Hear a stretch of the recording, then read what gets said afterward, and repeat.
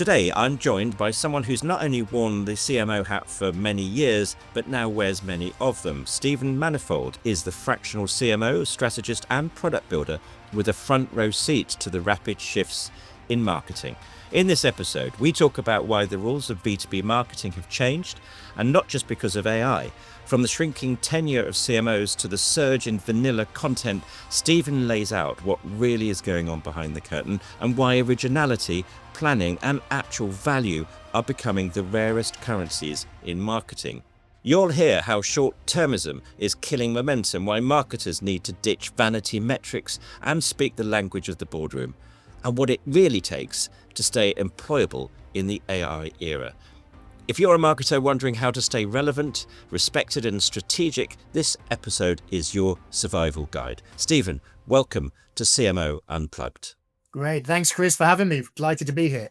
Great. We haven't got much time together, but there's quite a lot of ground to cover. And as you know, we're talking about particularly the concept of the CMO marketing role being under siege. And we're going to get to the nitty gritty of that in just a short while. But let's just quickly introduce yourself, perhaps by starting with some thoughts around how you got into this. I mean, I'm presuming you didn't say, I want to be a CMO when I grow up.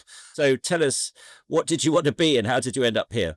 Yeah, not quite, although not far away, actually, Chris. I grew up in Yorkshire and I was surrounded, half my friends were farmers or sons and daughters of farmers. So actually, I left school thinking, I want to work in an office and wear a suit. That was pretty much my level. And that's what I managed to do after I left university. But I kind of fell into marketing, I guess, in the first year or so of that career and haven't looked back. Excellent. Well, I've known you for quite a few years, and I know you to be a very natural communicator. So this is where we tend to end up in this kind of position, isn't it? So, but the world is changing enormously, and this is one of the reasons why I really wanted you on the show, just to talk about that. Is the CMO role, is this broken, or have the rules changed? I mean, you're right on the front line, so maybe if you can tell us a bit more about your current experience. Yeah, I think the rules are definitely changing. So I just come off the back of a 5-year stint as a CMO for a global tech company based out of the UK. Since then, so the last 12 months, I've been consulting as a fractional CMO, had the pleasure mostly of working with US and Canadian companies, but had the benefit of dropping in and out of some different organizations. And things are definitely changing. I mean, what I kind of walked into 5-6 years ago feels quite different. And there's so many other things that are happening around business at the moment. Can you elaborate on that? I mean, I think that when you walked into this world, what was it like then 5 years ago? And can you try and encapsulate that quite briefly? How is it different? 5-6 years ago, things were quite well known in terms of what was expected of marketing. I think people looked at marketing as I guess rightly, as the kind of get rich slow scheme. So they had a head of sales that was kind of driving quarterly revenue, and they had someone else in a marketing role to look further ahead in the business and guide that, not just in terms of demand creation, but also where's the product going, where's the pricing going, where's the positioning of the entire organization going.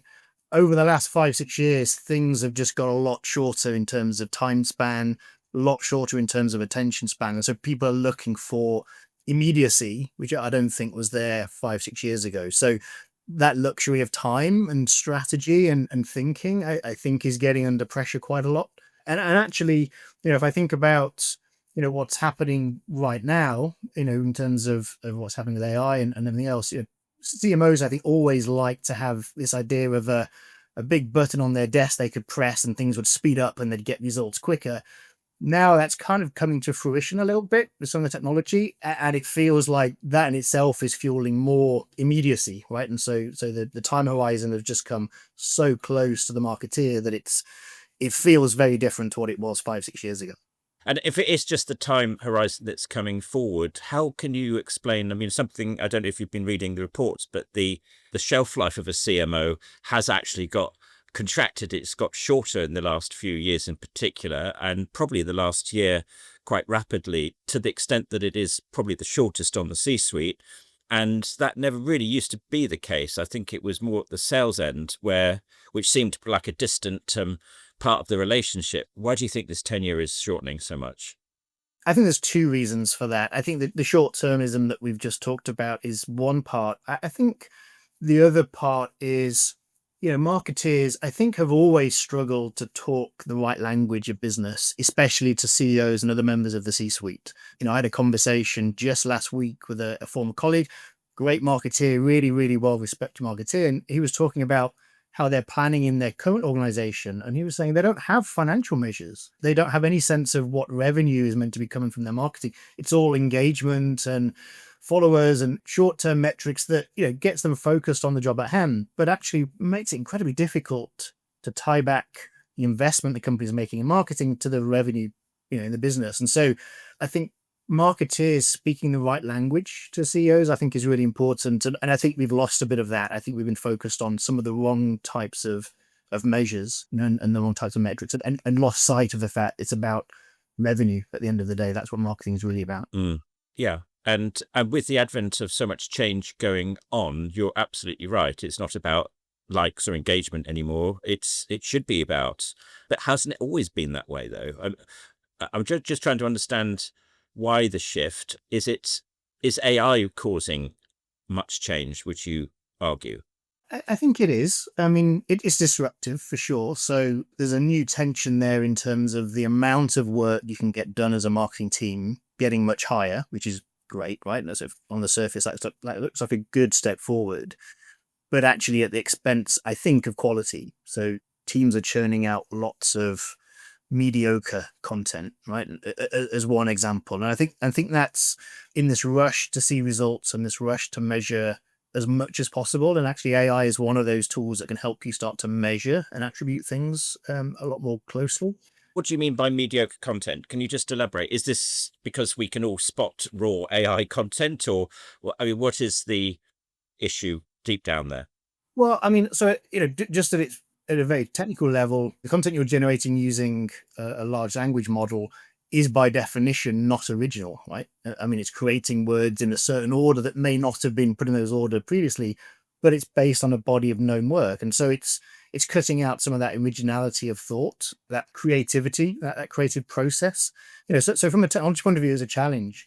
But I think also as organizations try to, as I say, accelerate and get more done, there's a huge tempting pull to do that, and actually, I see content that is clearly written by AI, that there's so much of it by the same people. You think, well, you can't even possibly have the time to read it yourself. Why would I read it if you're not reading it? You're not even creating it, but you're probably not even reading it either. There's no interest there. There's no human element there that's going to grab your attention. So that's what I see in terms of the content side of AI at the minute. And it's a shame because I think, Yeah, I mean, are you saying there's like a growing acceptance of mediocrity? Because I think we could see this on certain platforms like LinkedIn, for example. There's a lot of fodder out there. That's the only way I would describe it, that some of it may not even have been read. It was generated by the machine. Yeah. And, again, there's a technical explanation for some of this as well, which is, organizations and people are trying to create content that is understood and read by the machines so that they can then serve that up to somebody else later down the line, as part of a prompt. And I saw something just recently saying, hey, the website of the future is going to be basically an FAQ that's very text-based, very precise, very, detailed. Why would anyone need a website? Because people would get the information they need via a chat agent. It's just, really makes me quite sad as a marketeer to think that's potentially where we're heading, but also it misses the point that at some point a human has to understand and read that content and make sense of it and enjoy it, right? And be entertained by it, educated by it, inspired by it. And that potentially is going to be lost, I think. I mean, ultimately, this is surely going to be driven by the customer, isn't it? I mean, the world that we inhabit is very much you and I, and we're in the B2B space. And surely in the end, if it's not going to work, it's not going to work. And we will adapt and change to what the customers expect from us. Would you not agree? I do agree. And I think actually it's still quite early, right, in terms of the adoption of this type of technology. And I think what we'll see is better use of the technology, in terms of building up that quality. That will be a point of differentiation for some organizations. So anybody can use AI to create content. Actually, it takes quite a bit of skill to create meaningful, interesting content that people want to consume. And so I do think people are going to start to find new and interesting ways of using that technology. What tools are you referring to there? I mean, do you use any yourself? Any that you would say, actually, this gets closer to the mark? So I've used a variety of different chat engines, like ChatGPT and Gemini and Claude and all these other different tools. I've used them for different tasks. I think they're largely, in my opinion, largely the same, right? In terms of quality, a lot depends on how you set them up and prompt them, yeah, obviously. But that's great for creating text-based content. Increasing the images are getting a bit better, I would say, as well. And video, we've seen some of that as well. And I think that's getting better. I also there's two other ways that I use AI personally. One is as an agent. So I've got a few agents set up that do, manual repetitive tasks. So things like reading a bunch of emails in my inbox and summarizing the important things and telling me what I need to do about it. I think that's got great potential.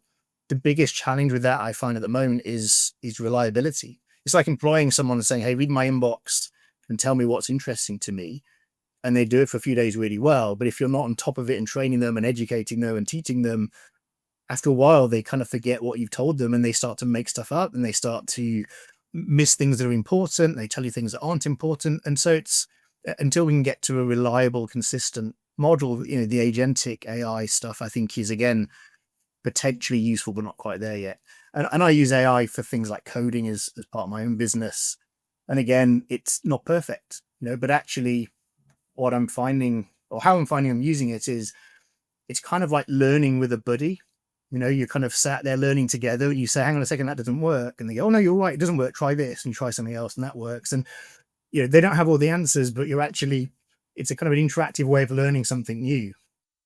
I mean, has this changed the way that you're working? Because, because I know as you say, you had that tenure of 5 or 6 years in one company, which seems like much longer than the industry average, by the way. But now as a fractional CMO, is that going to stay the way for you? Do you think that's going to, you coming in with your specific skills and then moving on to the next company is going to be the new norm for you? I've given quite a lot of thought about that in the last year. I do think there is going to be a shift in terms of talent. I think we're already seeing lots of single person operators that have a really quite specific set of skills or knowledge, and you can tap in and out of that pretty quickly and pretty easily, and they can add value to your business. And I've used, a few different people to do that, right? So from people that are experts in coding or people that are experts in content or whatever, I'm kind of drawing on some of that in my own business. And it means I don't have to recruit people. I don't have to have a team of people around me to get that done. I can drop it in and out and scale up and down, as I need to for the business. I do think we're going to see that pool of talent grow. I'm a little bit concerned that, and I think these people are great. They have high energy. They've got very specific skills, but many don't have that corporate background. They haven't spent 5 years, 10 years working in a steady company where they've learned the rest of the scene, right? So they've got a part of the picture, but they're missing some of the others. So I do think they're going to be useful resources and people to draw on, but I worry that perhaps they're not as rounded as you would get if you build your own team. And my last role as a CMO, the first job was to build a team. So I kind of thought deeply about who, what sort of personality is, what kind of experience, and what kind of makeup I wanted for that team. I think people today are probably thinking, well, I can get half of that outsourced, from experts, which is great. But I think you still need some of that sort of institutional memory, that corporate experience that for people that work inside a business and really truly understand what it's trying to achieve and how to get things done. So what advice would you give to, say, let's just take a CMO who's been in the role now for 3 or 4 years, and this seems to be the average tenure right now. What advice would you give them for staying ahead of the game? Because one level, their job is at risk, is it not? It is. I think, as I say, I would think about it as being piecemeal at the moment. So filling the gap and making sure if you're engaging with a person that has really deep expertise in AI or whatever the topic is that you need the expertise in, being able to soak that into the organization as well, right? So it's not just a contractual, transactional exchange of I pay you, give me some information or some assets. It's how do I learn from that, right? And kind of build the internal skills. I think that's one important point. I think the other, as I say, we've mentioned before, is keeping it focused on what the value is to the business. You talk about the tenure. When I started my role, I was well aware of I think it was 4 years was the average tenure. And I remember making it to 4 years and thinking, oh, I've done it. That was my own little personal celebration, because I thought, okay, I've outlasted the average. That's pretty good, right? And so that was a moment of personal pride. but they are short. And actually, I learned a lot in those early days that, you have to have conversations that relate the value of marketing back to the business, right? So Okay, understood. I had some really awkward conversations with the board at the very start where, you get into a rabbit warren of, attribution and, last touch, first touch. And if you're having those sorts of conversations with the board, you're lost. That's not going to work. Yeah. When you're able to have a conversation with a board member that says, hey, for every dollar you give me in marketing investment, I give you $5 back to the bottom line. That's a great place to be, because who doesn't want to give you an extra dollar, right? That's exactly the kind of conversation you need to have. And so that, being able to articulate the value of marketing in those terms will help you, I think, stay longer than the average tenure, which I think is probably down to 3.5 years by right now, if not short. Yeah, I think it's heading rapidly in that direction. But it is interesting because the world is shifting so much, and we can see one CMO who came onto the show the other day put it rather bluntly in the boardroom, that conversation where the expectation on the CMO is 20% more for 20% less. And that's pretty brutal, is it not? Yeah, it is. And actually, it's not difficult to cut 20%, right? And I've had these conversations with boards in the past. I can cut 20%. I can even deliver 120% off the back of that for 6 months, but then we're in trouble, right? Because actually what that cut does is it kills momentum, right? And I think, a lot of boards, a lot of people that don't work in marketing don't understand marketing is a game of consistency, repetitiveness. They think about it as being shiny, new, exciting things, but actually the value of marketing is just drumming home the message to the right people, the right way, the right time, consistently, and doing that over a period of time. If you start to take your foot off the gas, it's really hard to build that momentum back up. So I've had those conversations. Yeah, I can save you some money today.